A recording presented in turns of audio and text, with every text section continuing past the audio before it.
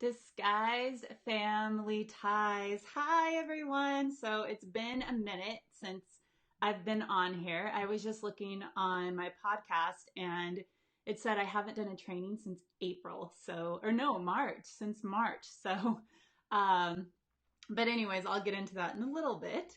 So this is a training for you to see how you unconsciously played roles in your family to keep the peace. Now, here's the thing. There's 6 different roles, and 5 of them unknowingly, unconsciously kept the peace. But there's one that did not. So stay tuned. We're going to get into it. We're going to see if you were one of the ones that kept the peace or if you were the one that didn't keep the peace. And so I'm going to teach you these roles so you can see how they're still showing up as an adult, because that's the real problems. If we don't realize that we're doing the roles in the first place, then they're showing up to us as adults. And so it's really important to see this so we can just be aware of it and change it. So don't be surprised if you see yourself in more than one of these roles. You're at least going to see yourself in one, if not more than one. But there will be one that clearly stands out for you. And this is going to be good. If you're someone who has some like weird feelings or distant feelings or avoidant feelings with anyone in your family, especially your siblings, I have a feeling this is going to answer some questions for you. Just so you see the reason why I haven't done any Facebook Lives, any of these trainings, which as you can see, I absolutely love them. I haven't done them since, March? April or March, I don't know, one of those. And it's because I did a summit, an online show, whatever you want to call it. I interviewed 26 people. It was super successful. People were so thankful for it. They learned so much. I had my clients tell me, oh my gosh, Amy, you just introduced me to so many other amazing tools and techniques out there that I can get better with, which is amazing. And it was a lot for me all at once, and it completely took me out. I wasn't doing self-care. I was just go, go, go, go, go. And so I've had like a really, really rough year, and I haven't really been in my creativity. And just recently, I feel like I finally like stepped out of that, and now I'm like, oh, I have content to share again. So I'm not someone that wants to just share something just because I feel like I need to share it. It's more like, or not that I need to share it. I feel like, oh my gosh, I haven't been consistent. People aren't going to watch me anymore. So I just need to come up with something to share. Like, no, I want it to be something that's actually going to impact you and influence you. And so that's what this is about. So that's a little bit of why I haven't been here.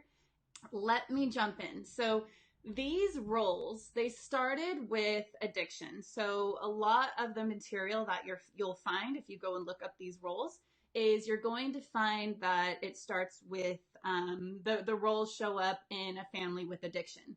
However, as many other people have looked at the roles and how I've looked at the roles with my own clients, I mean, I've been doing my own personal story too. And I've been doing therapy for 9 years now. And then I've been doing my own personal work for 9 years too, that I'm seeing that these roles don't just show up with addictions. They show up with many, many other things. So the first one is the hero. So this role is the hero child. So if you were the hero child, you were the good one. You were the favorite of the family. You were the one who couldn't do anything wrong, and you projected the good image of the family. So this is kind of like the perfectionist and the overachievers. And this is the one that if it is a dysfunctional family, this is the one that's in the spotlight, because this is the one that, hey, our family is not messed up. Look at this golden child. Look at this hero child. And so that's kind of how it shows up as you are a child. And now as an adult, how it can be showing up if you weren't aware that you were the hero child, or you haven't really like looked at it, then how it could be showing up is that you hold people at arm's length. So that's one way to do it. And it's kind of like that, oh, if people really knew me, they wouldn't like me. They wouldn't love me, right? Because they see that I'm not this perfect child. I'm not this golden boy or girl. I'm not this hero. And this person can be someone who is a perfectionist, who has really, really high expectations on themselves and does not celebrate, does not at stop and celebrate their accomplishments. It's like, okay, what can I do next? What can I do next? What can I do next? And this person can be the workaholic as well. So it's just this constant go, go, go. Like I have to live up to the family expectations that I'm the golden child. I'm the hero. This was the role I played in my child. I was the favorite. I was a good one. I couldn't do anything wrong. But how it shows up too for me is actually I don't like to be responsible. Because it was almost like I kind of got away with everything. And now as an adult, I'm like, oh, I have to do this? Okay. So that's kind of how it shows up with me. So what I like to do too is share with you how I played that role, or well, yeah, how I played that role, and then any clients that I've had that have played that role, so we can give you a little bit more information and see if this is something that you resonate with. So I had a male client that was struggling at work. He couldn't get anything completely done because he was a perfectionist, right? The hero. And so when we did our session, he realized that he had these really high expectations. He needed to prove to his dad that he was good enough, that he was worthy. And so he was super anxious all the time. He was a super perfectionist and super anxious. And because he was working with me, he learned how to relax and to take on that done is better than perfect role. So that was really, really fun for him to see, is that he was just overwhelming himself, just overachieving. And the thing is with perfectionists sorry, my dog. The thing is with perfectionists is that you're an overachiever, but it's like you never let yourself actually celebrate, never let yourself actually feel, oh my gosh, someone's intently trying to get in right now. I'm on a Facebook Live, sorry. Okay, so the next role is the rescuer. So here's the thing. If you go look at these different roles and see how people have written articles and stuff, you're not going to find this one. This is something, oh my gosh, this person is super not leaving me alone. Okay, I don't know. Should I go or should I stay? Okay. Anyways, I'm just going to pretend I'm not home. So anyways, so the rescuer, this is someone who is, so this is something I added in. This is something that I've seen with my clients and that I've added in. And so the rescuer is someone that is the responsible one. They're the one that took over for the family. They're the one that, for whatever reason, their parents weren't able to parent their other siblings. It's usually the firstborn, doesn't always have to be, but it usually is. And it's the one who is taking responsibility for the family. Can be for the siblings, and it can be for their parents as well. And just making sure that everyone is okay and they're completely parentified. They don't really get much of a childhood. There isn't a lot of fun in their life. And they are the ones that are learn how to be codependent because they are the rescuer. And so, yeah, I've pretended I'm not home at times too. Rescuer in the house. Yeah, exactly. Me too. I was the rescuer as well. I'm sure you guys know I'm a therapist, so I'm a professional rescuer, right? So here's the thing: is that's kind of how it showed up as in your childhood. And for me, I wasn't really I was responsible for everyone's feelings.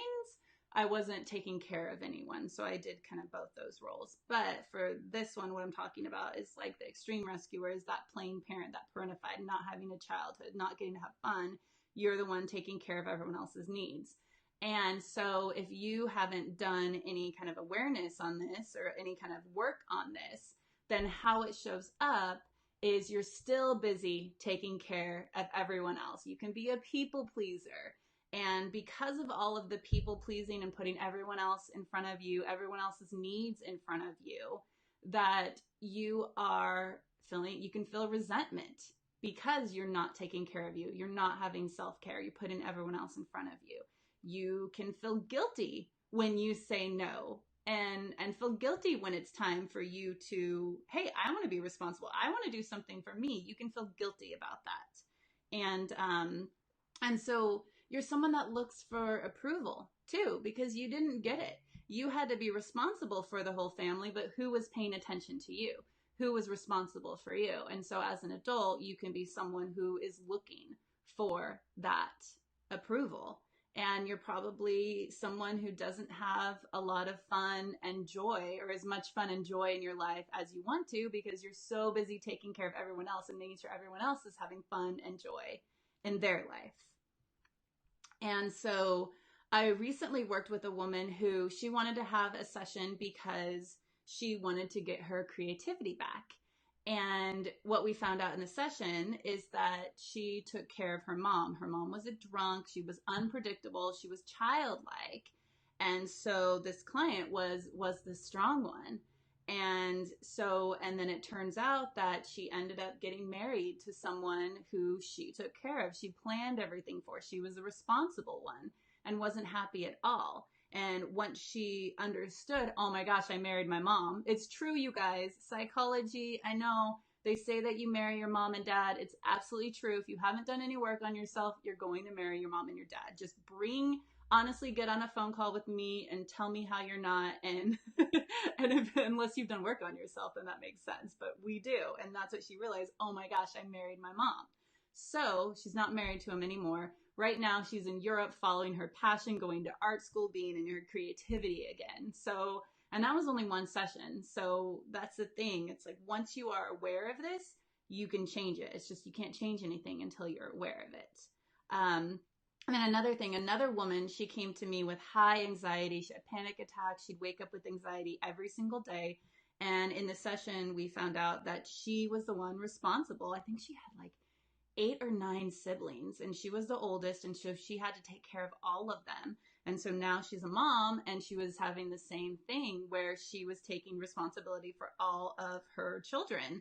And so I worked with her to set boundaries and teach them how to be responsible. Now she's not anxious anymore. So that's the thing. As soon as you're aware, things can change. Okay, so the next one is the lost child. So this one is the child who is very withdrawn. This is the child that shuts down all of their feelings. They're not angry. They're not sad. They're super, super sensitive, but they shut down their feelings. And they're quiet. They could be seen as a loner. They're the child that will go play alone in their room, go read alone, just not really be engaged. They don't have any opinions at all. They blend in. They're a dreamer. They're withdrawn from reality, because a lot of times what's happening is whatever toxicity, whatever dysfunction is going on in the family, that person is just like kind of disconnected and withdrawn and creating their own fantasy in their mind. They don't feel important whatsoever. And they dim their light. And actually most of these roles are kind of the roles that dim their light, but this one really, really big, because this one shuts down. So the lost child, if you're resonating with the lost child, the lost child shuts down all of those emotions and completely withdraws. So I was definitely the lost child. I definitely played alone. I was withdrawn. I mean, my therapist told me over and over, Amy, you're living in a fantasy world, which is really good for law of attraction, which I realized, but it's good to be balanced with fantasy with law of attraction and actual reality of what's happening. So then you're actually feeling your feelings, because law of attraction is all about feeling your feelings. So I was doing law of attraction, but not feeling the feelings, and that's why it didn't work. But the point is so I was that lost child that's completely withdrew, was in that fantasy, didn't feel important at all. except for it's kind of weird because that's what I'm saying. You guys might see yourself in different roles because I was still the golden and the hero child too. So there were times I was important, but I also felt like the lost child. So that's why you can be filling these different roles. And okay, so if you are still playing that lost child role in adulthood, then you don't know who you are. You're constantly wondering who you are, what do you like, except for the things that you do on your own, you know about that. But you could be someone who is socially anxious, you have trouble in relationships, so you can push people away because people are going to bring out those emotions. We're going to have conversations with people that bring out that emotions. And if you haven't dealt with emotions, then it's just so much easier to push people away, ignore problems, because you got really good at ignoring problems when you were a kid. And so that's what you do as an adult. You could also be someone who is a people pleaser as well, because you don't want to look at any problems. You want to be in your fantasy, and so you just want to make everyone happy so you can feel good and not have to worry about what's happening out there. Someone who doesn't have much of a voice, who doesn't speak their truth, no opinions, feels completely powerless. So that is how, if you're feeling any of those things, you might still be acting out in that lost child way. I worked with a woman just recently who actually, she wanted to have a session with me because she wanted to find out what her purpose was. She didn't know what her purpose was. And she had a session with someone earlier that did a similar method as me and didn't get anything from it. And then she found me. She liked the no BS. And we got on the phone and she was saying, yeah, I really want to find out what my purpose is. And as we're talking on the phone, I was like, you don't need to know what your purpose is. You're lonely. Like, that's what's going on. You can't find out your purpose until you're not lonely anymore. And so then we did a full session on that where she never felt lovable. Her parents completely ignored her. And in the session, she realized that she was feeling not good enough, that she didn't believe in herself. And she realized that she was pushing people away by not wanting to deal with the emotions. And so within a week, she was happy. She had more energy, more joy. And so that's the thing. When you do have this awareness of that's the role that you're playing, you can change it. You can change it immediately as soon as you see that awareness. And that's the thing. That's why it's so convoluted. So you might not see yourself in just one of these roles. You can say, oh, I played this and I played this, because we can switch too. And if people in our family, now I'm going off, but if people in our family move out, like different siblings or things happen, then other people take on different roles. It's really, really interesting. I love teaching this stuff because it's so interesting, and everyone's story is different, but you can still see how you fit in and how that could be stopping you from what you want. And if any of this is resonating for you, stay tuned, because I have a super special only this week. It was something I decided to do, a little birthday special. So it's for you to be able to work with me one-on-one, either for one session or a month at a super, super discounted price only this week. So stay tuned. Okay, so let's move on. The next one. Now, this is one that you won't find. If you go do the search for dysfunctional family roles, you won't find this one. But this one is the sick child. So this is a child, and not everyone has this in their family, just some people do. And some of you might be like, oh yeah, I was the sick one, or my sibling was the sick one, or my mom and dad were the sick one. And so this is someone who their sickness can get attention. So if they're feeling like they're not getting attention, they're not being seen, then they can create their body can create some kind of sickness to give them more attention. Or this is someone that can carry the family shame as well, as if you were someone that was sick and were shamed for it, then you could be carrying the family shame. Or you could be someone that was sick and was given a lot of attention. So there's kind of those two different ways to look at it. Another really interesting way that the sick child plays a really big role in the family is if there is abuse, verbal, physical, whatever kind of abuse is going on in the family. If there's like loud arguments, the sick child could be the one that stops the abuse in the family, that stops the arguments, because all of the attention is now on the sick person. So the sick person is almost taking care of the family toxicity because this child is sick. Therefore, we're not going to fight about stupid stuff anymore, and all the attention gets put on the sick child. So the sick child could be unconsciously sick because they are stopping the toxicity happening, the dysfunction happening in the family. So if you're an adult and you're still a sick one, what it could look like is that your sickness can be worse. The same sickness you had in childhood can just be getting worse and worse, and all the doctors you see and they don't know what it is. Or you can have other illnesses that show up. And you could be someone that's kind of like, you get a small scratch and you think, oh my gosh, it's the end of the world. I have to go to the ER, have to go to the doctor. And just kind of just think the worst. And so one example of this is I had a young woman find me, this is probably a couple of years ago, and she wanted confidence in dating. She was a very beautiful woman. And as we were doing the session, before we did the session, she was telling me that she's been diagnosed with fibromyalgia.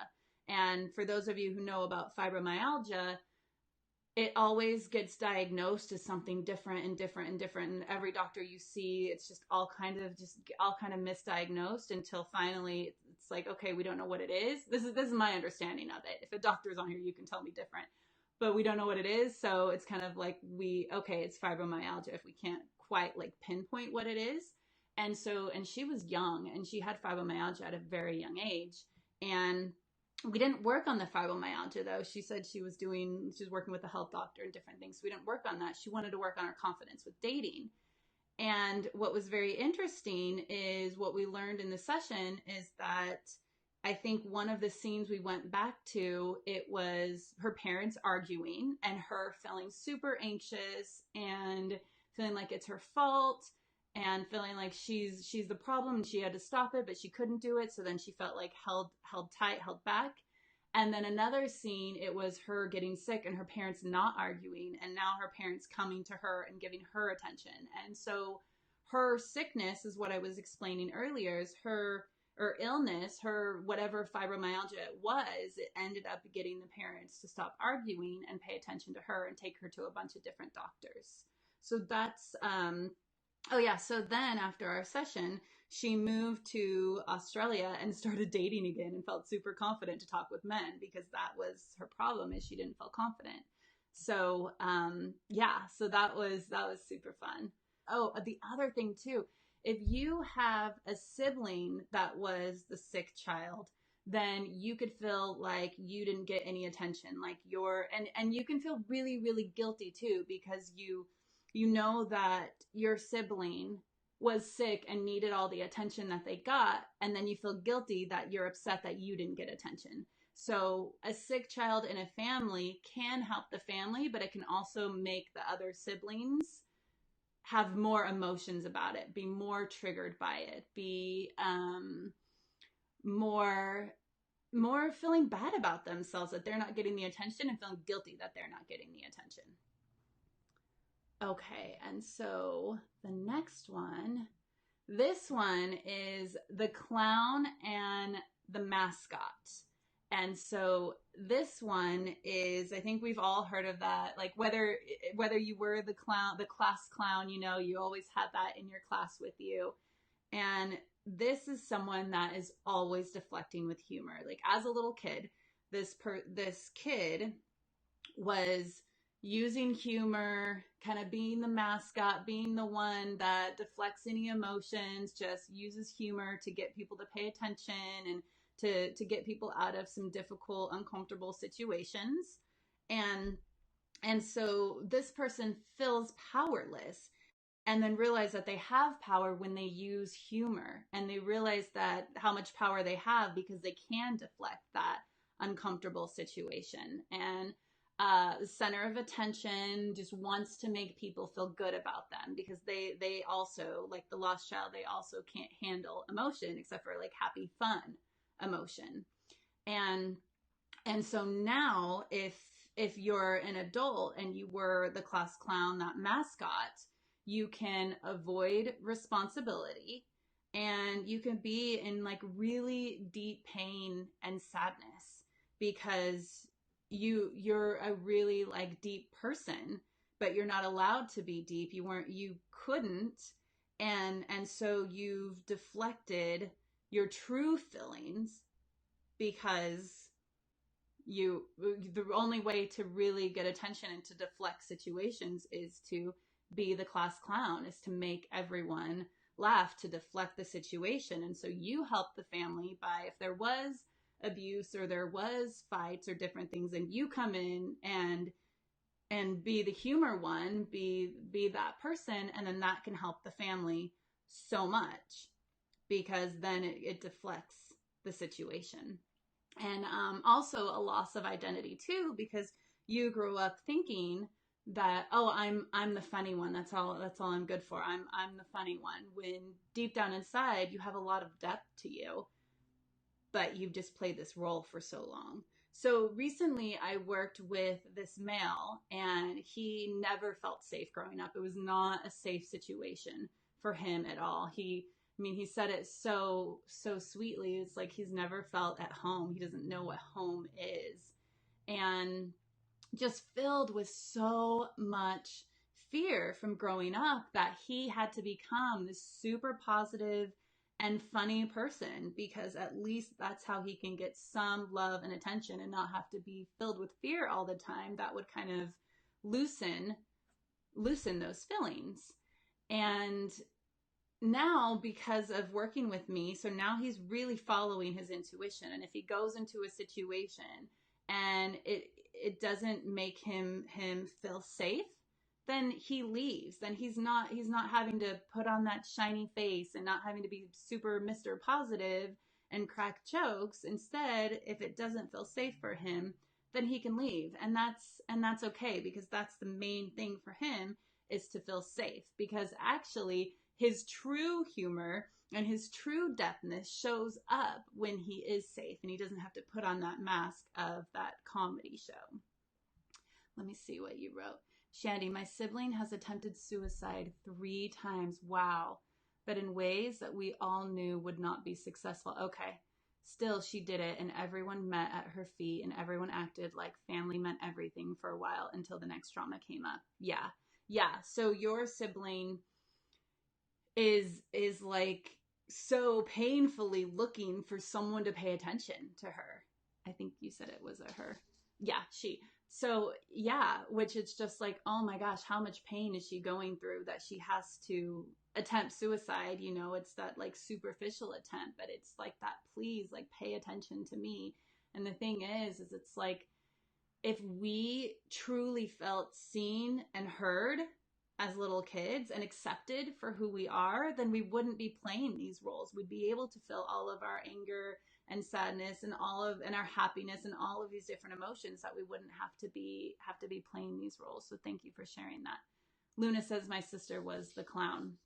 Mm-hmm. Yeah. So you're seeing it. So if it's not you, then you're gonna see it in your family. You're going to see it in your siblings. You're going to see it in your mom or dad. You can see it in your grandma or grandpa. I mean, it's whoever you really grew up with. We play these roles if we're in a dysfunctional family. Okay, so the next one. So this one, so those five were the ones that are constantly trying to keep the peace. They're trying to keep the peace in the family. They're doing everything that they possibly can to keep the peace, whether it's withdrawing, whether it's being funny, whether it's taking responsibility. So whatever that is, that's keeping the peace. And now this last role is called, everyone knows it as the black sheep. And in therapy, we call it the scapegoat. So the scapegoat and the black sheep role. So this is the problem child. This is the child that everyone in the family does okay, but this one's the problem. If only Timothy did this, then the family wouldn't be suffering, or whatever that is. So in therapy terms, what we call the identified patient. So that's the person that the parents are bringing this person to therapy and to the hospitals and saying, fix him or fix her. And that's kind of the identified patient. But this is the one, this role, if you played the scapegoat or the black sheep in your family, you were the most aware. And okay, I'm going to go here. Unconsciously, the family knows it because you're calling out the BS in the family. You see the secrets, you see the lies, you see the manipulation, and you're calling it out. And the family consciously or unconsciously knows that. And then they make you the problem to kind of like bring you down and keep the family going in the way that it needs to be going. Hopefully that made sense. It kind of just came through to share. But so the scapegoat, the black sheep, it's the problem child. It's the one that the other neighbors or friends or the family would say, oh, if only this person, if only this child, if only Timothy would have acted different, then it looked better on the family. So the thing is it's like every single person in the world has shame, right? That's just a human thing. And if we're not able to be aware of it, if we're not willing to look at it, then unconsciously we put it on someone in the family. And that is the black sheep. Almost every single dysfunction. I think I'm going to go on a limb and say almost every single dysfunctional family has a scapegoat or a black sheep. I could be wrong. I could be wrong, but from all of the clients that I've worked with, from my own story, from stories that I've heard over and over, from books I've read, I really feel like everyone has that black sheep of the family. And it could also be someone that one minute you're the golden child and next you're the black sheep. It doesn't have to be the role the whole time. It can be switching back and forth. And let me see if there's anything else I didn't say. Oh, and so for the black sheep person is if you would rather have unpleasant attention than no attention at all. So it feels awful to be ignored, like that lost child, right? It feels completely awful to be ignored. So you'd rather cause chaos, cause drama to at least get some attention than to be completely ignored. So that's why a lot of times people would say like kids are acting out and they're like the black sheep. And it's like, well, yeah, because they're calling the family out on what's going on and they don't want to be completely ignored. So at least they're getting some attention, some survival with that attention. And usually this is someone that is the first one to leave the family. So whatever age it is, they're the one that's I'm out, I'm done. And they could be someone that never talks to their family again or gets shunned from the family. And so so if you are still at the black sheep as an adult, then you could be someone who's very practical, very solution oriented. You don't like a lot of authority. You don't like being told what to do. And you probably think you're a menace to society. You think that you are the problem. You think there's something wrong with you. And I love working with people who identify as the black sheep because actually you are the most conscious one in your whole entire family. You called it out. You saw it.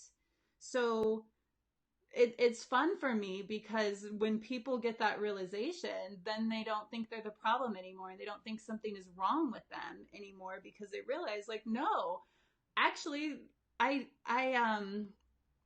not that there's anything wrong with anyone else, but actually I'm not the problem. I was calling out the problem. And because you didn't want to look at the problem, you made me the problem. That's what the black sheep is all about. Oh, lots of comments. Okay, Cinnamon. I grew up to be the black sheep. I'm the problem child now. Exactly. So I'd like to hear from you, Cinnamon, how you, like, were you the one that was the most aware? Were you the one that, whether you called it out or not, you saw it and you're like, this looks weird. What is my family doing? This doesn't feel right. Like, were you the one that did that? Because that's the thing. The black sheep was the most aware. And I'll tell you right now, I was not the black sheep. I was not the most aware. I was in my own fantasy. I was the lost child. I was the golden child. I was following all of my family rules, thinking we were perfect. And my sister was the black sheep. And we all thought she was crazy. And now I realize, no, she was the one who would call us out. She was the one who understood. So I love the black sheep, and it's not because I'm the black sheep. I'm not the black sheep at all. But I love it because it's so fun for me to see that I'm not the problem. I'm not the menace to society. I'm actually the most aware, the most conscious one there. Okay, so went on my little tangent. Shandy, I feel like I'm the black sheep and my family pushes away from me. They say that my little family is too perfect or too good to be involved with the family. And then explain it to the outsiders as I am flawed, not the family. Exactly, you're exactly the black sheep. That's like hands down exactly what it is. And then because you have a good family and they see it, then they have to belittle you and make you the problem again. That's exactly it. Um, and then you wrote, but I don't fight for the attention. Maybe I missed my spot prior to hopping on. Yeah, and not everything I'm sharing is exactly what black sheeps do. These are just different ways that it looks. So but here's the thing too. As a child, no matter what, we always want the love and attention from our parents and acceptance from our parents. And so we are fighting for that. It just looks different. So you could have done that as a child, as that black, like before you became that black sheep, you could have fought for that. And then when you just became the problem, then that's almost when the black sheep arises. It's like, okay, fine, there's nothing I can do. So I'm just going to be shunned and I'm just going to be the problem one. So the thing is you're not born as the black sheep. I mean, you're not born of any of these roles. These roles get instilled with you about what's going on and how you are showing up in the family. I mean, if you're scared, no way are you going to, if you're scared and like, oh, I better comply with what the family's doing, no way are you going to be a black sheep. But if you're someone that sees it and you're like, what's going on? That's how you can eventually turn into that black sheep. Luna, that's me. Absolutely. I have to be the bad guy or else my mom is just a shitty person and she'll never accept that. Exactly.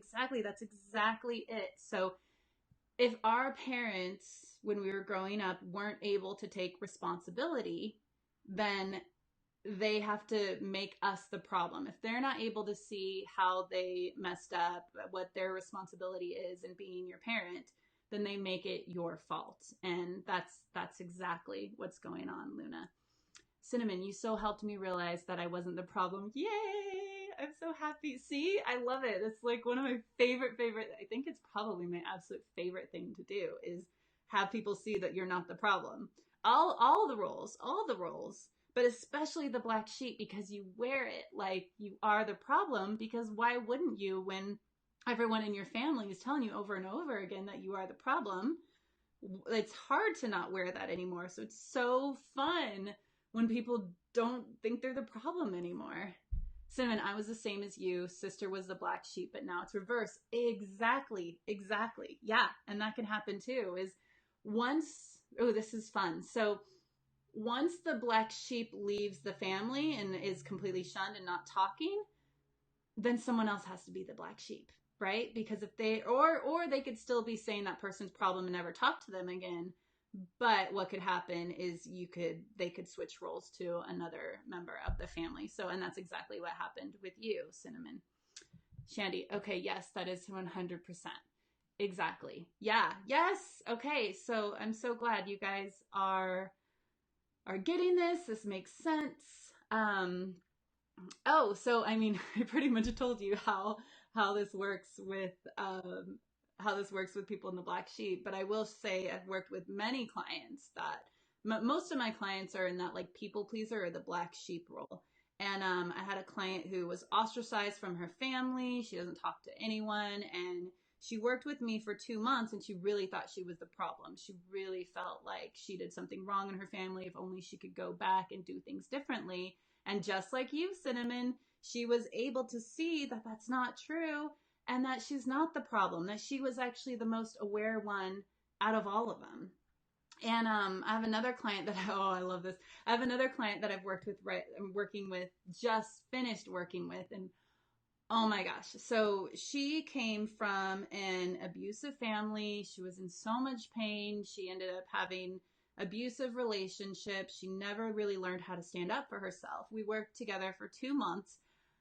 Oh my gosh, you guys, I have never heard anyone stand up for themselves more in my life than what this woman did. And so I'm not going to go into detail, but she hired someone and this person was unethical with her. And she called this person out in the most professional, respecting way ever, to where this person had to like respect her. And actually this person couldn't exactly apologize, but this person did.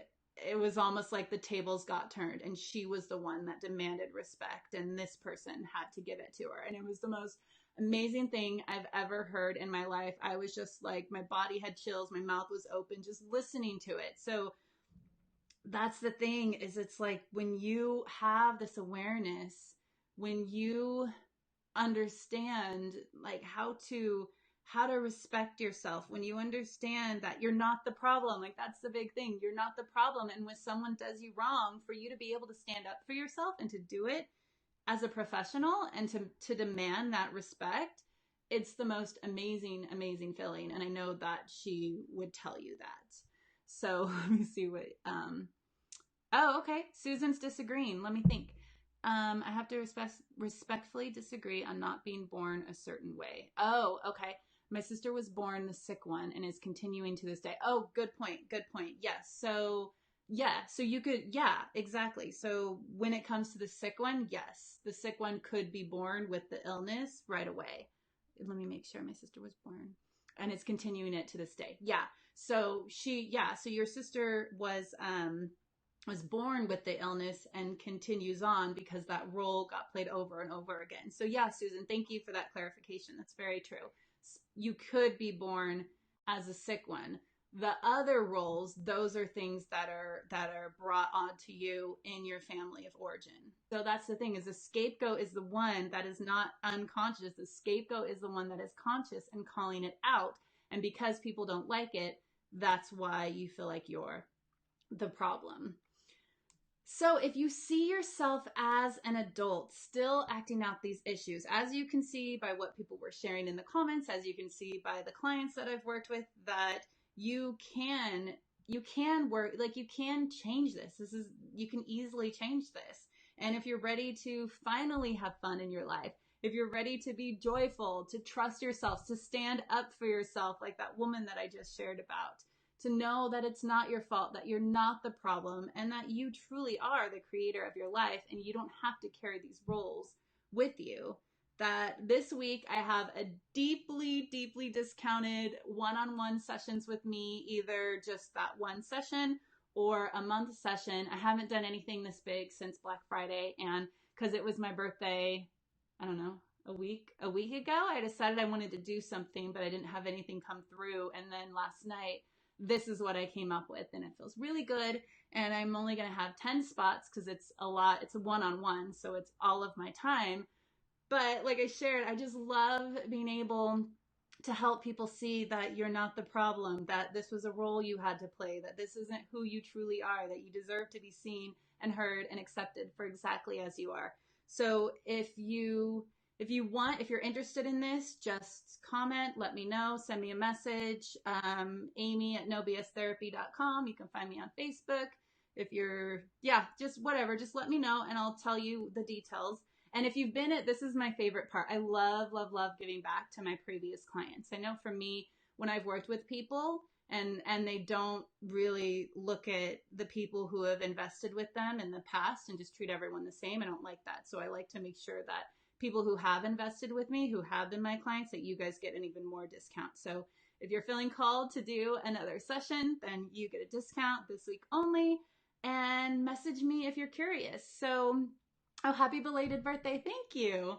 So so let me know in the comments if this is resonating for you, what insights you got, if you have any questions, if you want to respectfully disagree like Susan did, which I love. Thank you. That's the thing. I'm no BS, right? So you can call me out too if I say something wrong, because you're absolutely right. I did say that wrong. I needed this. Growing up, I was independent and made my own way despite my family. My siblings, let me see if I can put this up. There we go. My siblings instead took the excuse route and now get all of my parents' attention. Now I'm starting grad school and don't have my dad's support like I feel I should. Instead, my siblings have all of his attention and it's frustrating. I was called selfish by them because needing support for college wasn't as important as their needs. Exactly. I mean, that sucks that you're going through it, but that's exactly what the black sheep is. It's like your family knows, whether consciously or unconsciously, they know that you see through it. That's the thing, Shandy. That's why you're also doing social work and being a teacher. Like, you see through it. And that's what they know. So they have to continue treating you like that, because if they don't, then they have to take responsibility. Then they have to do their own therapy. So let me ask you this. Have your parents ever been willing to take responsibility and do any therapy? I highly, highly doubt it. And if they weren't going to make you be the black sheep anymore, then they'd have to look at themselves, or they'd have to make someone else in the family the black sheep. And the thing is, they're not conspiring this. This is not in their head thinking about, like, how do we do this? That's just how they've learned to keep the family. And they don't know that they're doing this. This is mostly unconscious. Yeah, never. Exactly. Exactly. Never done it. So that's the thing. And you know this. It's just, so what I will say for you is, it's like, you don't need them. You don't need them. You grew up. You're doing your own thing. You're a mom. You have a wonderful family. You have wonderful friends. You have a wonderful support system. You don't need them. So just, who cares what they think? Because what they think is keeping their family running the way that they want, but that's not what you want. So that's what I would say to you, Shandy, is you don't need them. Who cares what they think? Because they're not willing to do their own work. You're the one that's willing to do your own work. So just know that. Hope you enjoyed your birthday. Yeah, I did. Thank you. Thanks, everyone. Thank you. Shandy, thank you so much. You are always so helpful for me. You're welcome. I'm so glad. It's because I've done my own work. And you're a therapist too, or I mean, you are, but I know you're switching over. But the thing is we can only take our clients as far as we're willing to go ourselves. So I've done a ton of work on myself. That's why I'm able to get it and to see it. So you're welcome, everyone. Have a great rest of your day. Again, if you're on the replay or if you have questions later, reach out. If you're interested in having one of these deeply discounted sessions this week only, 10 spots, let me know. I will see you later. Bye.